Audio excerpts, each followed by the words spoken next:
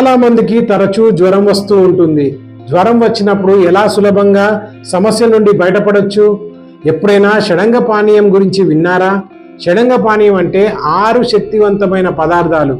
పానీ అంటే నీటితో చేసిన ఆయుర్వేద డ్రింక్. దీనిని జ్వరం వచ్చినప్పుడు తీసుకుంటూ ఉంటారు. ఇందులో వేసే పదార్థాలు మనకి సులభంగానే దొరుకుతాయి.